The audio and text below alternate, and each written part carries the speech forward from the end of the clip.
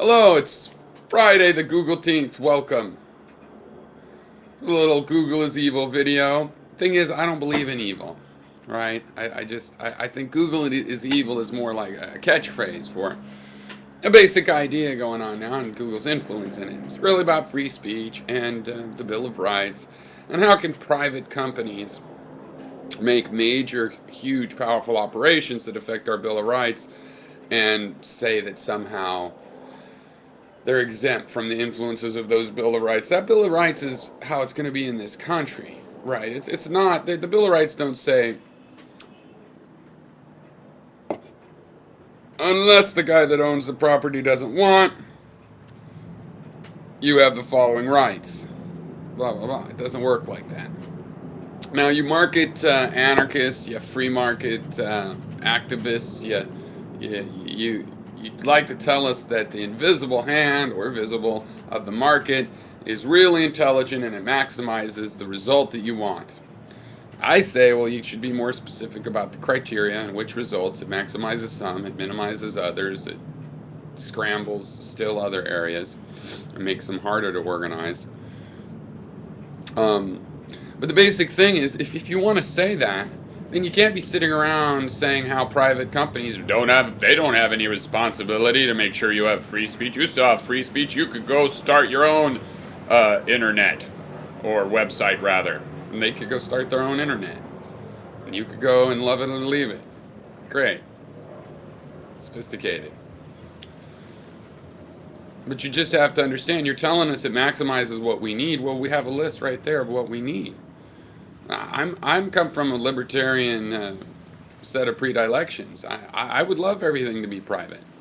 Yeah, privatize everything, the roads, everything. The problem there is that it would take a saturation level of enlightened people for that to work. Yeah, you could have a monopolist runs all the road. If he's a really enlightened guy, that could only have come about because of some sort of meritocracy, if you really assume he was enlightened. Otherwise, it would get to some point where you'd realize, geez, I could take control of the neighboring road system, but my hands are full, and that guy's doing a pretty good job.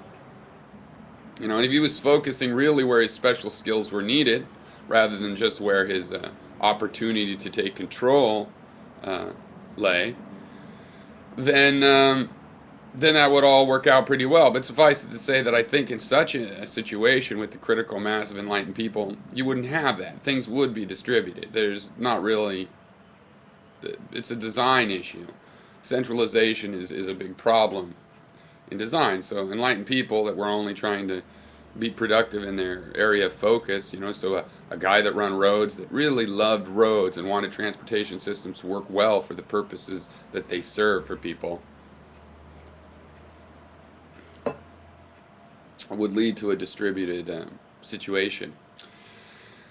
But the bottom line is, yeah, I would like to have a privatized economy. But when I look at history and see which systems were most like that and less like that, to the degree that I can, since we can't, it's not the kind of thing you can totally do in isolation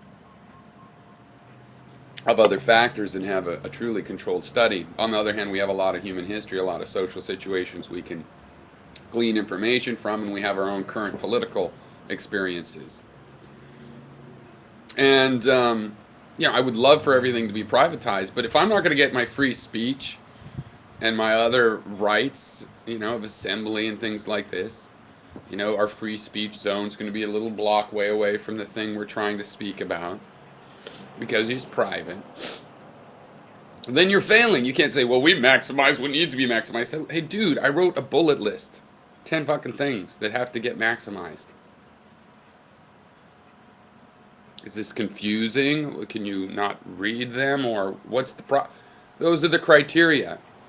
When you're saying that business doesn't have any obligation to make that work and blah, blah, blah, they have these other rights, okay, but I have a right to have a nation where we decide how you get a business charter, how you go into regulated businesses. We can just decide that you violate our Constitution, then we don't have to allow that. We can make regulations to help that be whatever. We don't have to.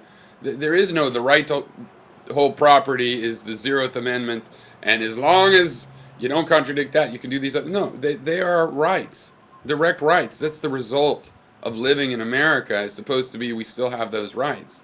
If we de facto don't have them, and you want to say, well, you have them in principle, it's just that everything's private, so you don't really have them, then you fail.